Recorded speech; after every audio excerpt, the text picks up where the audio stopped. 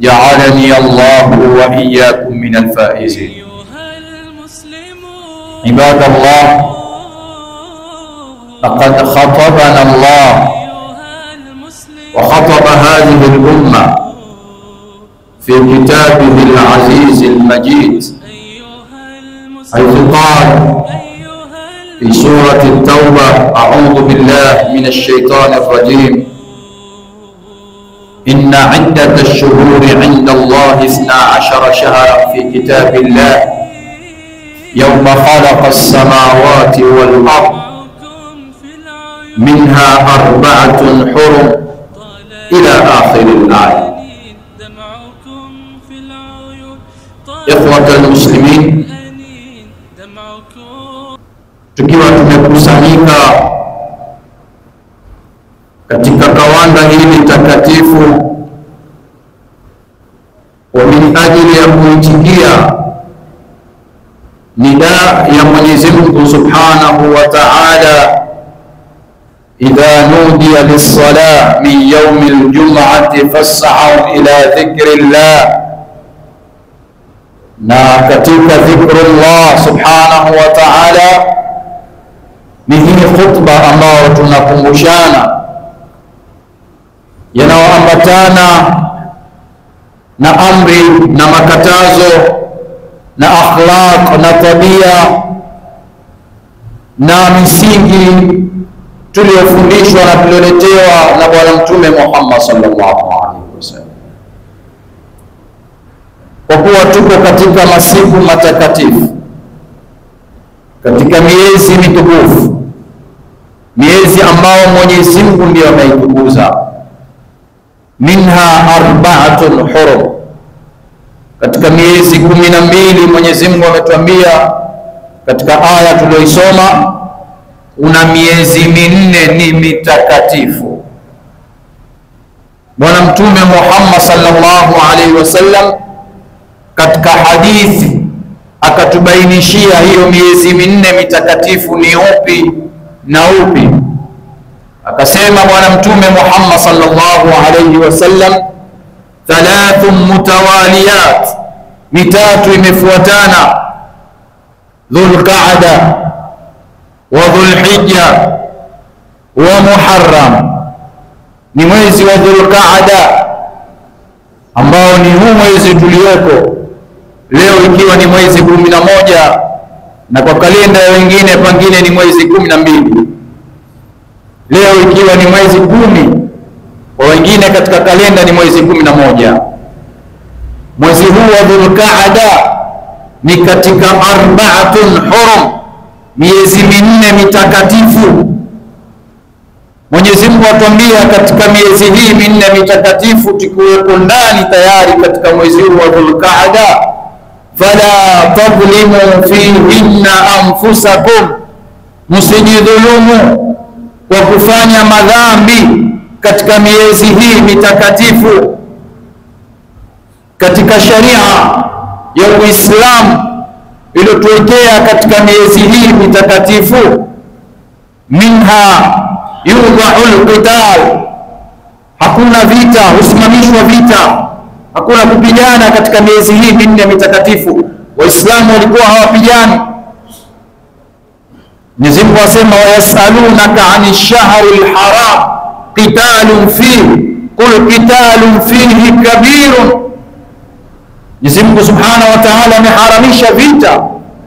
Kwa Mtume sallallahu alaihi wasallam, la yaqidu liwa, hafungi bendera ya jeshi kuituma katika vita, fi hadhihi al-ashhur, katika miezi hii 4 mitakatifu, illa lil'udwan, isipokuwa Mtume alikuwa akitoa amri kupigana vita ikiwa kumekuwa ni khattu difaa, kumekuwa ni maweko ya kujitetea. Watu wamkuja kutupiga sisi, hatuna budi, lazima tujitetee. Hiyo ilikuwa yafaa. Katika miongoni mwa sharia za miezi 4 mitukufu ambao Mwenyezi Mungu Subhanahu wa Ta'ala ametuwekea, yudha'afu fiha al-ujur, huongezwa malipo ya amali. Yudha'afu fiha al-hasana, ilema utakalolifanya basi malipo yake na thawabu zake ni nyingi. kama tudhaafu fiha as-sayyi'a, kama linavyoongezwa uzito na madhambi ya lile ovu utakalolifanya. Asema Bwana Mtume Muhammad sallallahu alaihi wasallam katika hadithi mbili, alladhi rawahu Ibn Abbas, na katika riwaya aliyopokea Abi Hurairah radhiyallahu anhu, nasema Bwana Mtume Muhammad sallallahu alaihi wasallam, amali ya mja anapofanya tendo lema huandikiwa thawabu 10,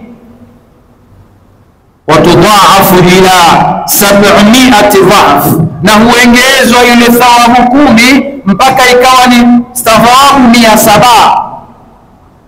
Na katika miongoni mwa ahwali na nyakati na ibada na kwa namna utakavyofanya ile ibada, miongoni mwa nyakati na masiku ambayo amali huongezwa ni siku hizi za ashhurul hurum, katika hii miezi minne mitakatifu. Katika kuongezwa maovu yale unayoyafanya, mpaka katika madhhabi ya al-Imam Shafi'i kwamba ukifanya ovu katika hii miezi minne mitakatifu, basi madhambi yake ni makubwa kuliko kufanya katika miezi mingine. Na madhhabi haya ameenda nao al-Imam Shafi'i mpaka akafika katika taqlid diyatul qatil.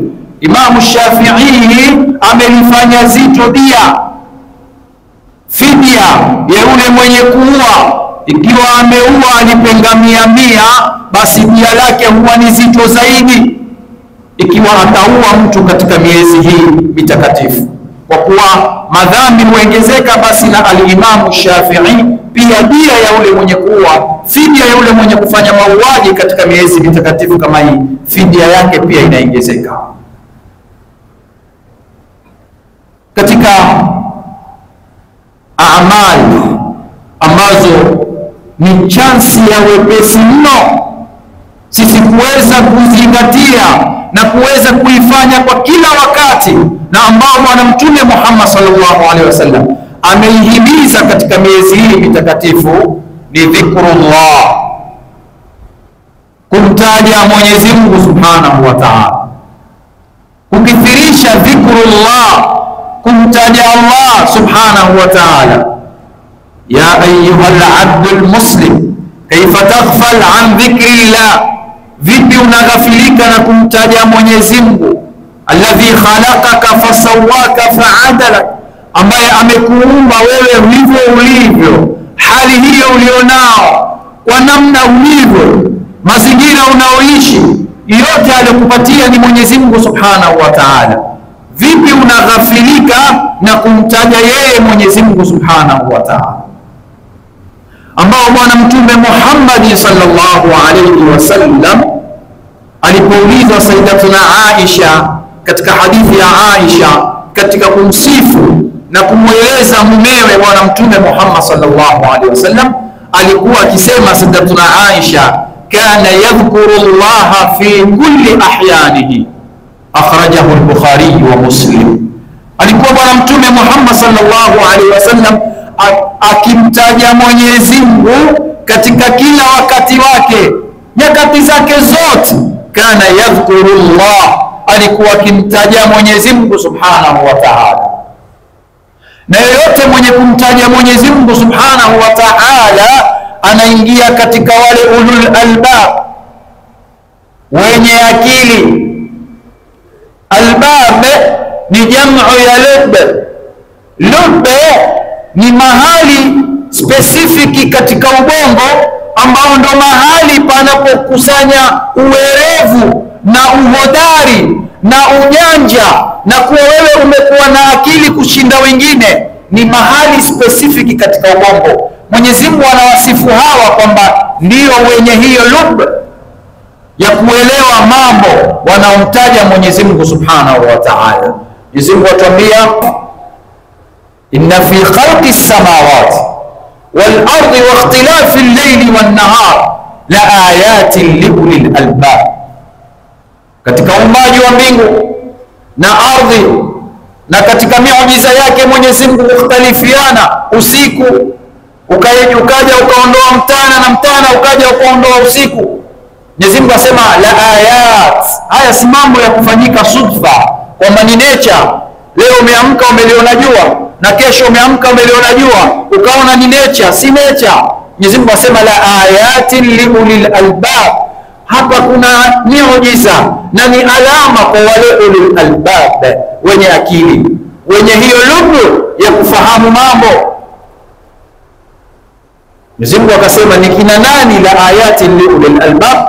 Akaendelea katika aya pili, ulul albab ni kina nani? Alladhina yadhkuruna Allah, wenye akili ni wale kila wakati wanamtaja Mwenyezi Mungu Subhanahu wa Ta'ala. Alladhina yadhkuruna Allah qiyaman wa qu'udan wa ala junubihim wa yatafakkaruna fi khalqi as-samawati wal ardi rabbana ma khalaqta hadha batila subhanaka faqina adhaban nar. Hao ndio ulul albab, kumtaja Mwenyezi Mungu Subhanahu wa Ta'ala. Mpaka Abi Sa'id al-Khudri radiyallahu anhu apokea maneno haya kutoka kwa bwana mtume Muhammad sallallahu alaihi wasallam, alladhi rawahu al-Baihaqi. Asema Abi Sa'id al-Khudri, udhkuru Allah dhikran kathira, mtajeni Mwenyezi Mungu Subhanahu wa Ta'ala, akthiru min dhikrillah, fanyeni wingi kumtaja Mwenyezi Mungu, hatta yaqulu majnun, mpaka watu waseme ule mwandazimu, kwa sababu waonekana watembea huku wazungumza peke yako, kiasi ambacho kwamba asoelewa unachokifanya, asoelewa wewe wasema nini, asoelewa wewe wazungumza nini. Atasema maana ule ashachemshwa nyumbani huko, tulimwambia sioe wake wawili, aona wazimu. Leni wazimu na si wazimu, ni kumtaja Mwenyezi Mungu Subhanahu wa Ta'ala, hali ya kuwa mtu yuko katika kumtaja Mwenyezi Mungu Subhanahu wa Ta'ala.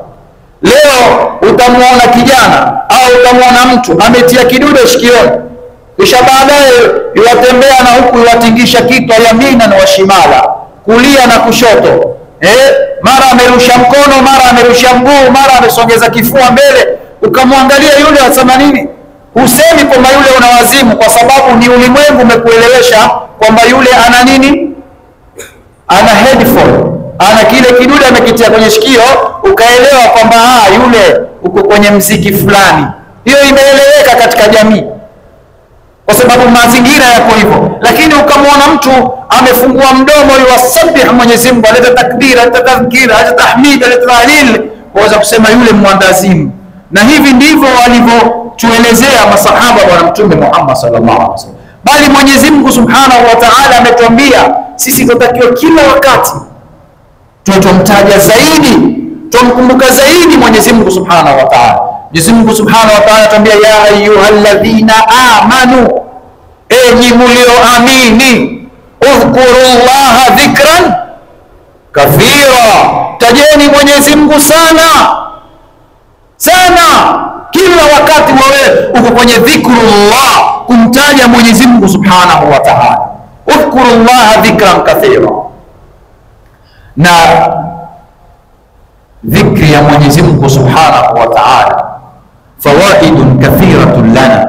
Kumtaja Mwenyezi Mungu kuna faida nyingi sana kwa sisi, ambao al-Imam Ibn al-Qayyim rahimahullah amezieleza akthara min 100 fawaid, amezieleza zaidi ya faida 100, na zote faida 100 zarudi kwako wewe tu unayemtaja Mwenyezi Mungu Subhanahu wa Ta'ala.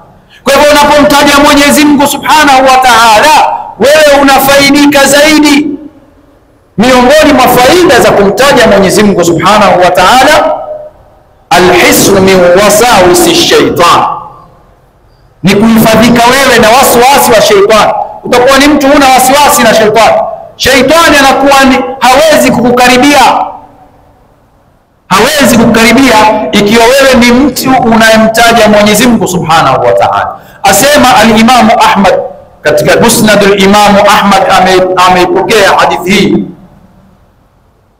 asema kwamba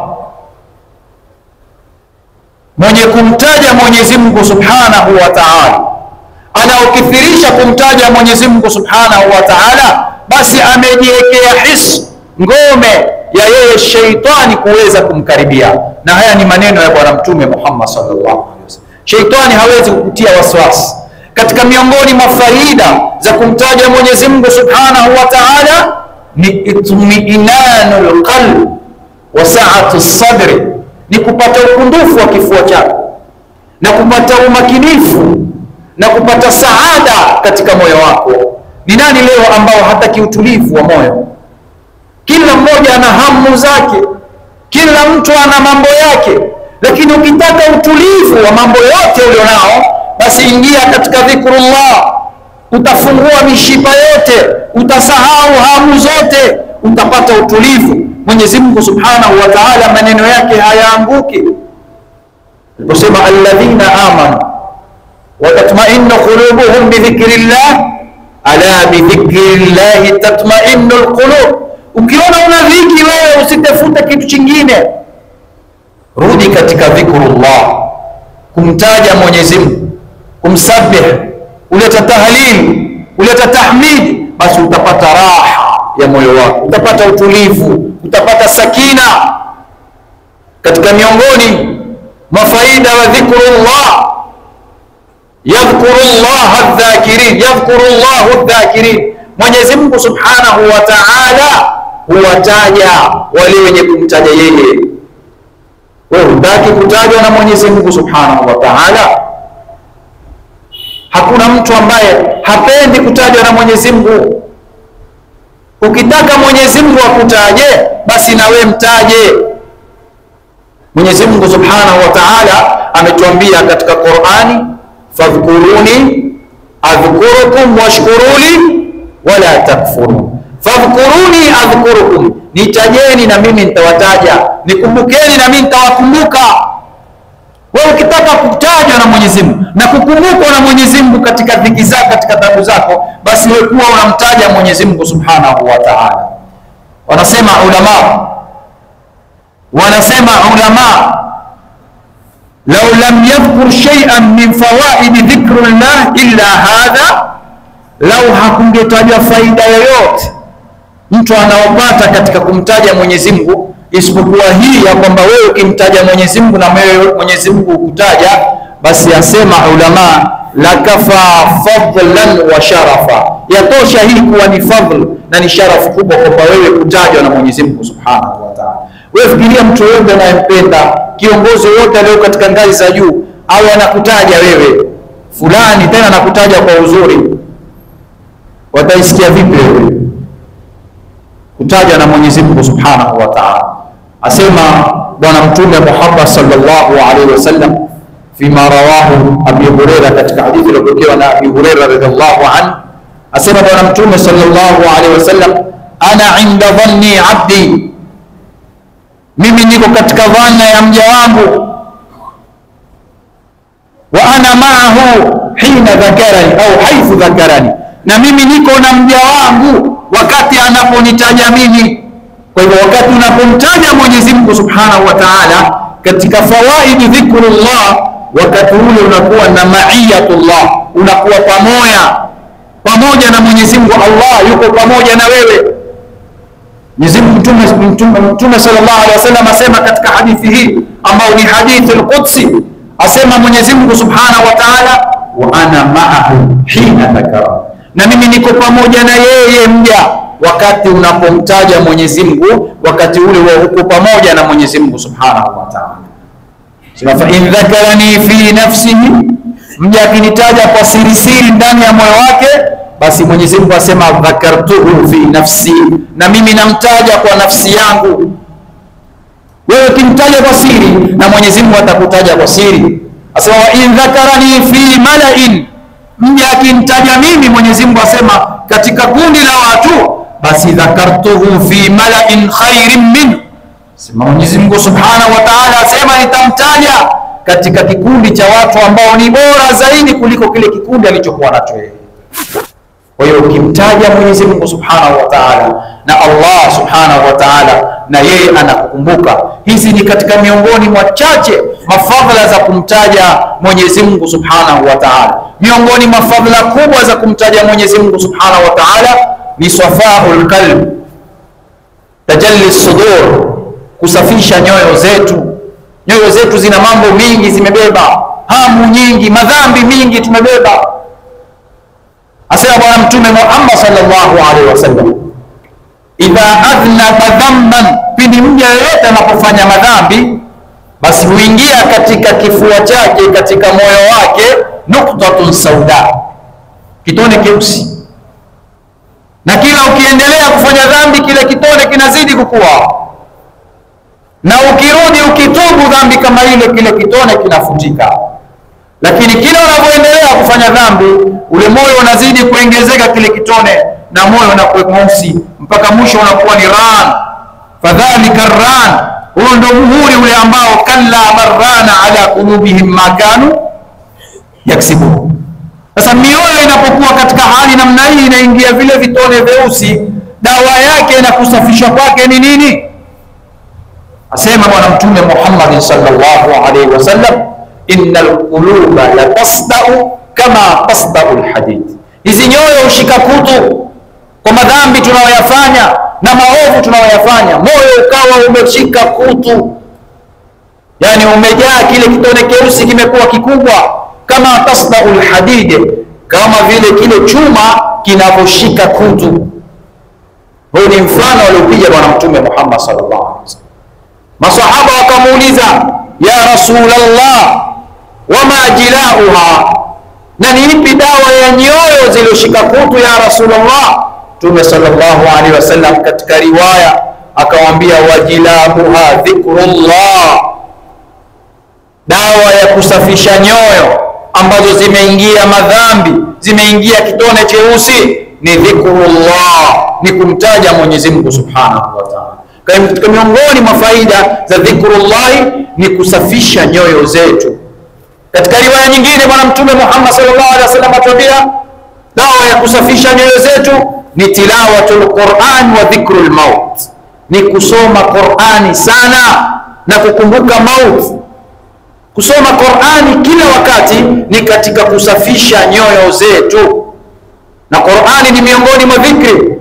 Mwenyezi Mungu Subhanahu wa Ta'ala tuambia katika sura Az-Zukhruf, kumwambia Bwana Mtume Muhammad sallallahu alaihi wasallam, kwa kuwa Qur'ani ni dhikri, amwambia wa innahu la dhikrun laka wa qaumaka wa sawfa tusalun. Qur'ani ni dhikri kwa wewe Bwana Mtume Muhammad sallallahu alaihi wasallam. Qur'ani ni kutusafisha nyoyo zetu.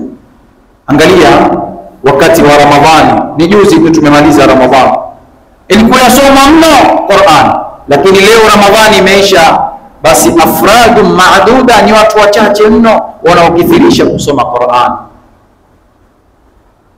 Na Qur'ani ni shitaka kesho mbele ya Mwenyezi Mungu Subhanahu wa Ta'ala. Ndio wenye kuomba dua walipokiomba, waj'alil Qur'ana hujjatan lana la hujjatan alaina, ije ile Qur'ani ni kiombezi kwetu kitakachotuombea kwa Mwenyezi Mungu Subhanahu wa Ta'ala. Asema Bwana Mtume Muhammad sallallahu alaihi wasallam, innal Qur'ana, hii Qur'an yati yawm al-qiyamati shafi'an li ashabihi, itakuja siku ya kiyama kuwaombea wale watu waliokuwa wakiisoma sana na kuifuata Qur'an.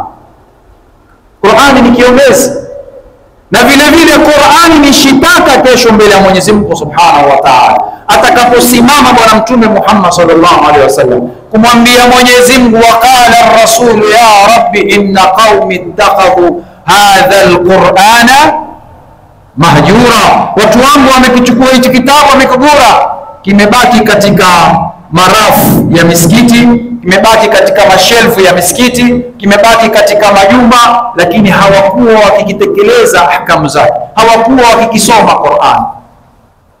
Turudini tuwe tunaisoma Qur'ani kwa ajili ya safahu sudurina na kupata shafaa ya Mwenyezi Mungu Subhanahu wa Ta'ala.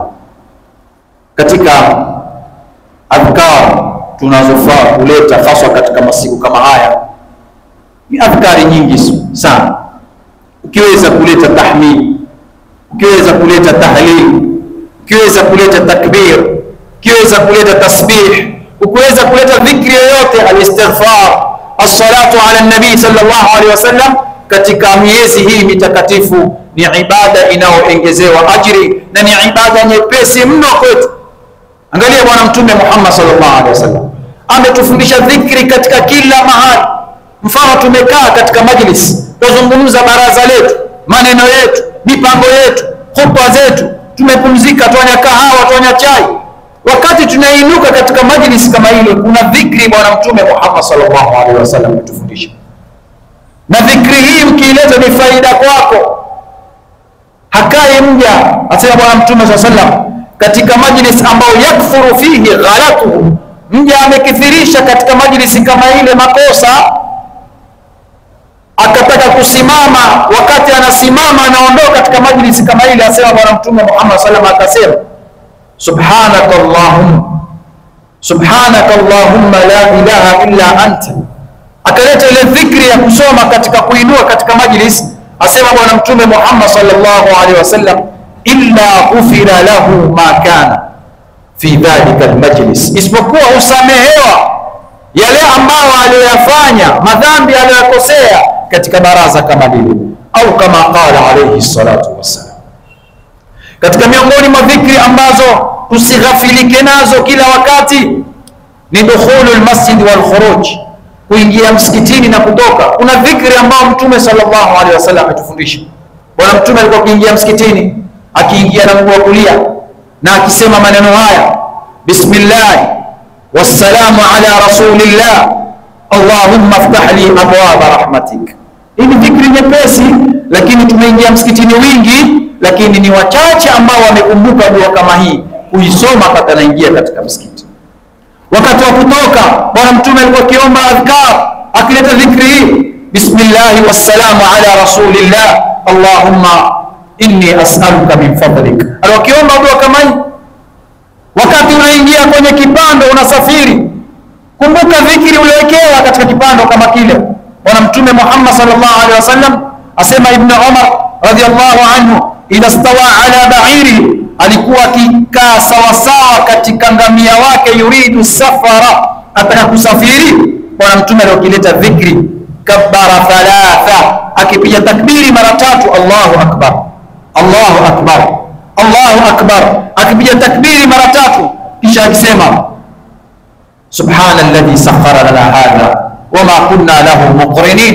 Hii ni dua, kila ukipanda kipando usome dua kama hii. Ni dua ya kipando, ni dhikri ambayo faida ile inarudi kwako wewe kwa kumsabih na kumtaja Mwenyezi Mungu Subhanahu wa Ta'ala. Kisha Bwana Mtume sallallahu alaihi wasallam akisema, akimuomba Mwenyezi Mungu wakati anaanza safari, Allahumma anta as-sahibu fi as-safar wal khalifatu fi al-ahl, Allahumma inni a'udhu bika min wa'tha'i as-safar wa ka'bati al-manbar wa su'i al-munkar fi al-ahl wal mal. Hizi ni adhkar ambao Muislamu hafai kutozijua. Mara ngapi wapanda vipando, mara ngapi wasafiri, hujui, hukumbuki kamwe kuleta adhkari kama hizi, ambao ni chance.